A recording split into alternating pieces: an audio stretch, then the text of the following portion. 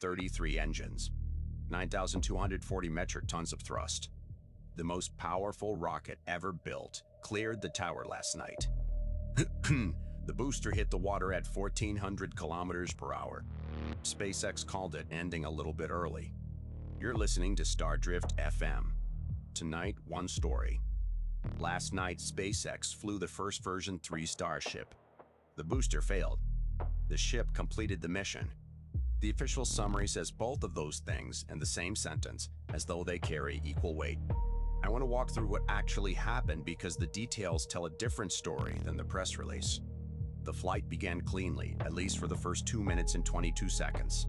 All 33 Raptor 3 engines ignited. The vehicle cleared the tower on the new Pad 2 at Starbase, a pad that loaded propellant 20% faster than the original. At T+142, one booster engine shut down during a set. The vehicle compensated. That is within design tolerance, and Super Heavy has handled single-engine losses on prior flights without issue. Hot staging at T+224. All 6 ship engines lit. The integrated staging ring, a new V3 design, worked. Then the booster attempted its boost back burn. 5 of 33 engines ignited. Startup was erratic and irregular. The burn lasted 19 seconds instead of 60. The booster entered an uncontrolled descent, tumbling toward the Gulf of Mexico. At T+607, one engine relit for the landing burn. One engine was not enough. The onboard camera broadcast live video of the descent until the screen went black. The ship, meanwhile, kept going. One vacuum Raptor had failed at T+310. The flight computer extended the burn by 62 seconds to compensate, consuming more propellant than planned, but maintaining a viable trajectory. 9 days ago, I walked through the version 3 numbers: 200 tons expendable, 100 reusable. The machine that carries those numbers just flew for the first time, and it took 7 months to get here. The original booster for this flight, B-18, cracked a pressure vessel during ground testing in November. Shrapnel ruptured the oxygen tank. The vehicle was scrapped. SpaceX began stacking B-19 6 days later.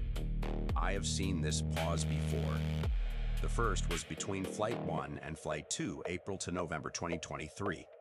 That gap was caused by a launch pad that caught fire. This one was caused by a pressure vessel that cracked. Both times, the answer was the same: build the next one. The version 3 hardware is a different machine. Raptor 3 engines produce 280 tons of thrust each, up from 230. The engine heat shield was eliminated entirely. That decision will matter in Act 3. Flights 8, 10, and 11 each lost 1 or 2 engines during boost back and compensated every time. Flight 12 lost 28 engines in the same burn. Berger at Ars Technica called this flight really important as a credibility test. He quoted insiders saying the highs are high and the lows are low. The boost back failure is the low.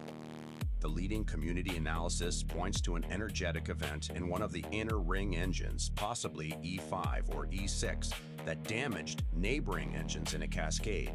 None of that is confirmed by SpaceX. SpaceX has released no telemetry, no engine-by-engine ignition data, no root cause analysis.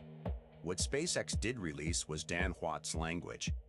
The booster, he said, did not complete its full boost back. Its mission ended a little bit early. 1,400 kilometers per hour into the Gulf of Mexico is one way to describe a little bit early. There is a possible irony. Raptor 3 eliminated the external engine heat shield to save 900 kilograms per engine.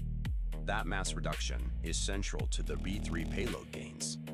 But it may also have left the engines more vulnerable to cascade damage from a neighbor's failure. The mass saving that makes V3 viable might be the same design choice that cost him the booster. While the booster was falling, the ship was working. 22 payloads deployed from a narrow slit in the hull, sliding out like cards from a deck. 20 Starlink mass simulators and 2 modified satellites. SpaceX calls Dodger Dogs. The Dodger Dogs carry cameras and flashlights. After deployment, they maneuvered away from Ship 39 and filmed it from outside. The first time Starship was photographed from orbit by its own payload. The images showed heat shield tiles, white painted test tiles, and one tile intentionally removed to measure aerodynamic loads on the gap. That is not a publicity shot. That is an engineering inspection tool flying alongside the vehicle it just launched from. Reentry at T+47. The belly glowed magenta through the plasma sheath. The heat shield held. The ships arrived. Landing flip on 2 of 3 engines. Splashdown in the Indian Ocean. The ship tipped over and exploded. Every source describes this as planned. It was planned. But 12 flights in, SpaceX has never recovered a Starship upper stage intact. Every ship is hardware at the bottom of the ocean. Elon Musk called it an epic first launch and landing.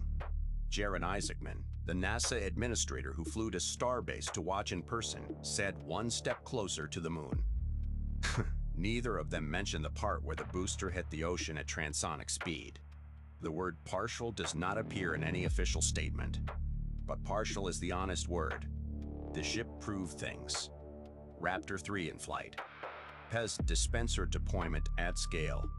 Orbital heat shield inspection. A landing flip on 2 engines. Real data from a real flight. The booster proved something too. It proved that 28 engines failing at once is a different category of problem than 1 engine failing. It proved that the Raptor 3 ignition system behaves differently in the post-separation environment than Raptor 2 did. Ship 40 is already tiled. Flight 13 has FCC clearance. SpaceX does not stop. The question I would hold on to is this: the ship can fly. That is now proven. The booster cannot yet come home with Raptor 3 engines. And everything NASA needs from this vehicle for Artemis depends on both halves working. This is Stardrift FM.